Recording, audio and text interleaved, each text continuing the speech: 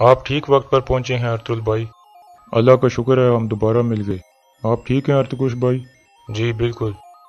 نویان ہماری سوچ سے بھی زیادہ طاقتور ہے۔ ریاست نے مجھے موت کی سزا سنائی ہے۔ کیوں؟ آپ کو مارنے کے جرم میں۔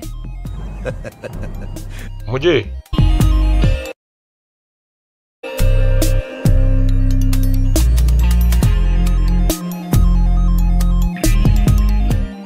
السلام علیکم ناظرین۔ پچھلی قسط میں آپ نے دیکھا کہ سلجوق ریاست ارطغرل کو موت کی سزا سنا دیتی ہے۔ اس قسط کے آغاز میں گونجا گل گندوگدو کے پاس جاتی ہے اور کہتی ہے کہ میرا دل کہتا ہے کہ ارطغرل بے گناہ ہے، لیکن اسے چاہیے کہ وہ ہتھیار ڈال دے اور مقدمے کا سامنا کرے اور اس کے ساتھ انصاف ہوگا۔ دوسری طرف حلیمہ سلطان ارطغرل کو اطلاع دینے کے بعد واپس آتی ہے تو حیمہ خاتون اسے پوچھتی ہیں کہ تم کہاں گئی تھی، جس پر حلیمہ بہانہ کر دیتی ہے لیکن ارطغرل کے بارے میں نہیں بتاتی۔ اس کے بعد گندوگدو اس کے پاس آتا ہے اور کہتا ہے کہ میرے خیال میں تم ارطغرل کے پاس گئی تھی، اگر تم اس کی بہتری چاہتی ہو تو مجھے بتا دو کہ وہ کہاں ہے، لیکن حلیمہ نہیں بتاتی اور کہتی ہے کہ یہ آپ کو پہلے سوچنا چاہیے تھا جب آپ نے اسے قبیلے سے نکالا تھا۔ اس کے بعد حلیمہ وہاں سے چلی جاتی ہے۔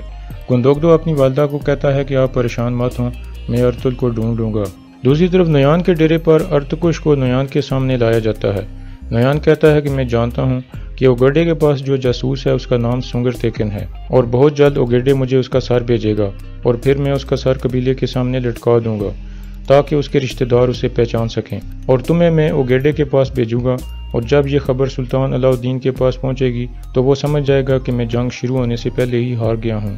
ادھر قبیلے میں حیمہ خاتون غصے میں گمس تیکن کے پاس جاتی ہیں اور کہتی ہیں کہ تم میرے بیٹے سے کیا چاہتے ہو، وہ بے گناہ ہے اور میں تمہارے اس حکم کو نہیں مانتی، اور اگر تم نے ہمارے کائی قبیلے کے لوگوں کو تنگ کیا تو ہم کل یہ جگہ چھوڑ کر چلے جائیں گے۔ گمس تیکن کہتا ہے کہ یہ سلجوق ریاست کا حکم ہے، اس لیے میں کچھ نہیں کر سکتا۔ رات کو گوکچے اور ٹویتیکن آپس میں بات چیت کر رہے ہوتے ہیں۔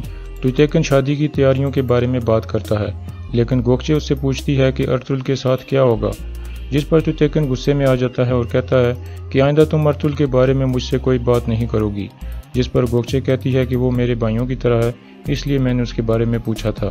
دوسری طرف نیان کے ڈیرے پر جب سب لوگ سو جاتے ہیں تو عبد الرحمن چپکے سے وہاں سے نکل پڑتا ہے۔ اس دوران تانگوت کی آنکھ کھل جاتی ہے اور وہ اسے دیکھ لیتا ہے لیکن کچھ بھی نہیں کرتا۔ عبد الرحمن وہاں سے نکل کر سیدھا ارطغرل کے پاس غار میں پہنچ جاتا ہے اور کہتا ہے کہ میں نے نیان کا اعتبار جیت لیا ہے۔ پھر ارطغرل اسے ارتکش کے بارے میں پوچھتا ہے۔ عبد الرحمن کہتا ہے کہ وہ نیان کے پاس ہے اور وہ کل اسے اوگیڈے کے پاس بھیجنے والا ہے۔ دوسری بات عبد الرحمن یہ بتاتا ہے کہ نیان کو سنگر تیکن کے بارے میں پتہ چل گیا ہے کہ وہ ایک جاسوس ہے اور اس نے اوگیڈے کو پیغام بھی بھجوا دیا ہے۔ اس کے بعد ارطغرل فوراً کھڑا ہو جاتا ہے اور اپنے سپاہیوں کو کہتا ہے کہ تیار ہو جاؤ، ہم نے ارتکش کو منگولوں سے بچانا ہے۔ اس کے بعد ارطغرل عبد الرحمن کو واپس جانے کو کہتا ہے تاکہ منگولوں کو اس کی غیر موجودگی پر شک نہ ہو جائے۔ اگلے دن ارطغرل اور اس کے ساتھی ایک جگہ چھپ کر کھڑے ہو جاتے ہیں۔ دوسری طرف منگول سلجوق کمانڈر ارتکش کو لے کر روانہ ہو جاتے ہیں، اور جب وہ اس جگہ پر پہنچتے ہیں تو ترگت اور دوان پہلے ان پر تیر چلاتے ہیں اور کچھ سپاہیوں کو مار دیتے ہیں۔ اس کے بعد وہ آگے جا کر ان پر حملہ کر دیتے ہیں۔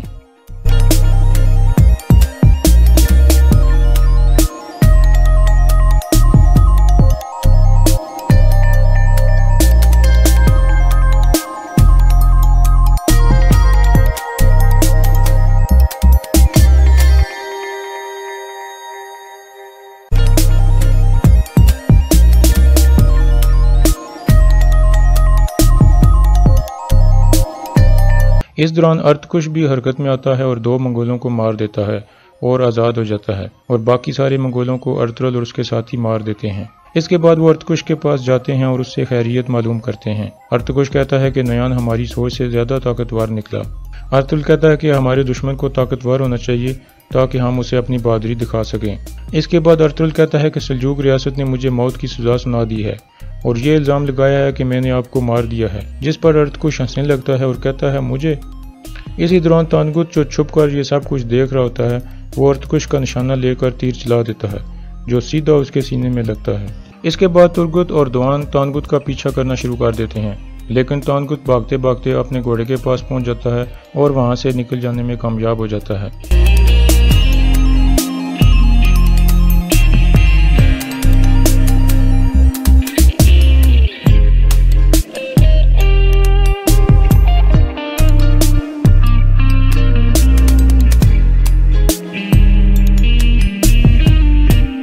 دوسری طرف ارتکش تیر لگنے سے شدید زخمی ہو جاتا ہے اور گر جاتا ہے اور ارطغرل کو بتاتا ہے کہ میں نے کچھ ضروری کاغذات ایک جگہ پتھر کے نیچے چھپا دیے ہیں، وہ تم نکال کر سلطان علاء الدین تک پہنچا دینا، اور اس کے بعد وہ شہید ہو جاتا ہے۔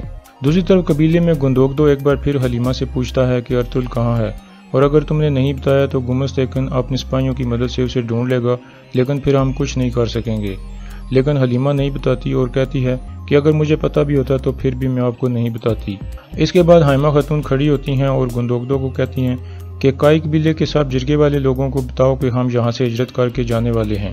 اس کے بعد حلیمہ سلطان اپنے خیمے میں جاتی ہے اور سلطان علاء الدین کی طرف ایک خط لکھنا شروع کر دیتی ہے، جس میں وہ لکھتی ہے کہ میں کئی سالوں کے بعد یہ خط آپ کو لکھ رہی ہوں، میرا شوہر ارطغرل بے گناہ ہے اور اس کو پھنسایا جا رہا ہے۔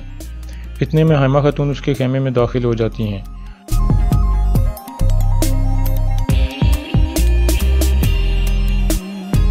حلیمہ خط کو چھپانے کی کوشش کرتی ہے لیکن حائمہ خاتون دیکھ لیتی ہیں۔ اس کے بعد حلیمہ کو خط کے بارے میں بتانا پڑتا ہے کہ وہ سلطان علاء الدین کے نام ایک پیغام بھجوا رہی ہے اور ارطغرل کو بچانے کا یہی ایک راستہ ہے۔ یہ ساری باتیں گوکچے بھی باہر چھپ کر سن لیتی ہے۔ دوسری طرف تجتیکن کوجابش کو کہتا ہے کہ سپاہی لے کر جاؤ اور ارطغرل کو تلاش کرو، اگر ہم نے اس کو تلاش کر لیا تو ریاست ہم پر خوش ہو جائے گی۔ اتنے میں گوکچے وہاں پہنچتی ہے اور تجتیکن کو حلیمہ سلطان کے خط کے بارے میں سب کچھ بتا دیتی ہے۔ دوسری طرف ارطغرل اور اس کے ساتھی قبر کھود کر ارتکش کو وہیں دفنا دیتے ہیں۔ ترگت کہتا ہے کہ صرف ارتکش ہی وہ آدمی تھا جو آپ کی بے گناہی ثابت کر سکتا تھا۔ ارطغرل کہتا ہے کہ اس میں بھی کوئی بہتری ہوگی۔ اس کے بعد وہ ارتکش کی بتائی ہوئی جگہ کی طرف روانہ ہو جاتے ہیں جہاں اس نے ضروری کاغذات چھپائے تھے۔ دوسری طرف تجتیکن گمستیکن کے پاس جاتا ہے اور اسے بتاتا ہے کہ حلیمہ سلطان علاء الدین کو خط بھیجنے جا رہی ہے، جس میں وہ ہماری شکایت لگا رہی ہے۔ آیت الن کہتی ہے کہ ہمیں ہر حال میں وہ خط رکوانا ہوگا۔ گمستیکن کہتا ہے کہ میں حلیمہ سلطان کو پنجرے میں قید کر دوں گا تاکہ ارطغرل ہتھیار ڈال دے، لیکن آیت الن اور تجتیکن اسے ایسا کرنے سے منع کرتے ہیں اور کہتے ہیں کہ ایسا کرنے سے قبیلے میں حالات خراب ہو جائیں گے۔ لیکن گمستیکن کہتا ہے کہ ارطغرل ریاست کی نظر میں ایک قاتل ہے اور ہم اس کے قریبی لوگوں کو جیل میں ڈال کر یہ بتائیں گے کہ یہ لوگ اس قاتل کی مدد کر رہے ہیں۔ دوسری طرف حائمہ خاتون